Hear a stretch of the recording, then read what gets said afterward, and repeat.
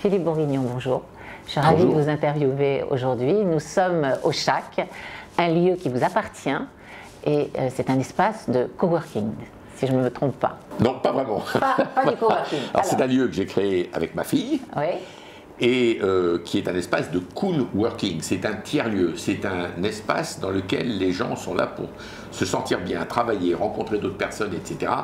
Ça n'est pas que du coworking. Donc Philippe, tout le monde vous connaît, mais en quelques mots, est-ce que vous pouvez nous tracer votre carrière? Ma première vie, j'ai commencé tout jeune à ce qui est devenu Accor, au Moyen-Orient, qui n'est pas le royaume de la parité.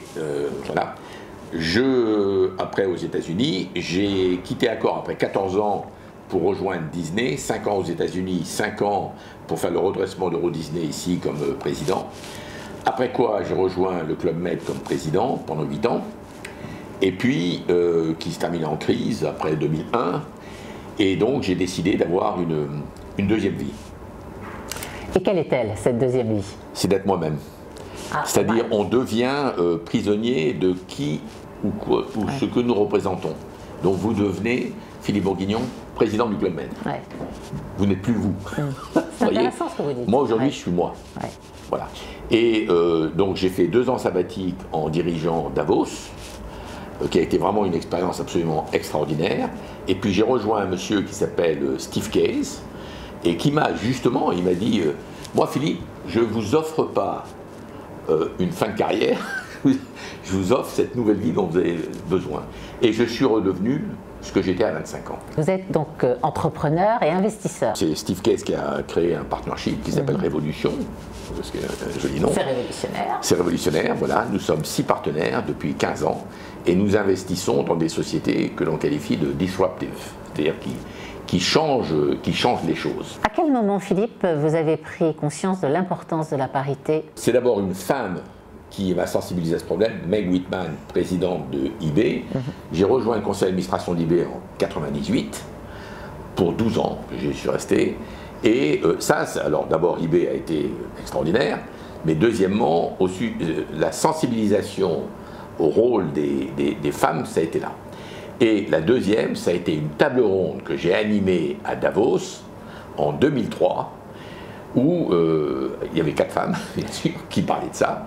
Et là, je dois dire, ça a été ma deuxième révélation. Donc la première, je vais dire, soft, ça a été Meg Whitman, sur le rôle des femmes, plutôt. Et la hard, ça a été cette table ronde. Philippe, pour une bonne application de la parité dont vous êtes intimement convaincu, quelles sont les bonnes recettes? Je pense qu'évidemment, il doit y avoir une prise de conscience des patrons et que les conseils d'administration, qui d'ailleurs doivent également être plus féminins, bien sûr, poussent les managements à être plus, quel est le mot, féminisant, je ne sais pas quel est le mot. Je pense aussi que lorsque vous faites une recherche de membres de conseil d'administration ou de cadres dirigeants, il vaut mieux utiliser des search firms, des bureaux de recrutement qui soient dirigés par des femmes. Moi, c'est ce que j'ai toujours fait. Donc, selon vous, et avec justement tout ce que vous avez pu observer, que faut-il faire pour faire monter en compétence les femmes? Alors, le mieux, c'est la promotion interne. Bon, effectivement, les recrutements externes, ils sont nécessaires, mais tant qu'on peut promouvoir de l'interne, et là, vous avez une multitude de femmes en général dans vos équipes. Je vais vous donner un exemple précis. J'étais patron du Club Med. Il y a une jeune femme qui est devenue chef de village. Donc, c'est une jeune femme qui est partie de rien. Cette jeune femme est venue me voir un jour en me disant j'ai envie de grimper, etc. Est-ce que le club est prêt à me financer un exécutif programme? Donc, elle en a fait un à Harvard. Cette jeune femme, je ne l'ai pas vue pendant, on va dire, plus de 15 ans.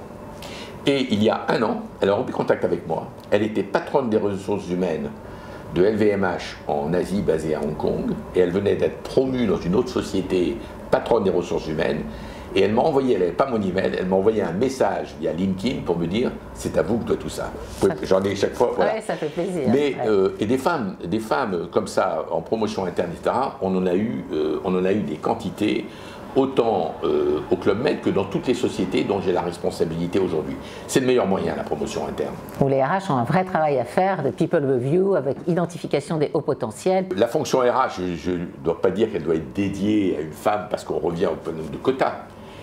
mais les femmes sont tellement bonnes dans les ressources humaines, Oui.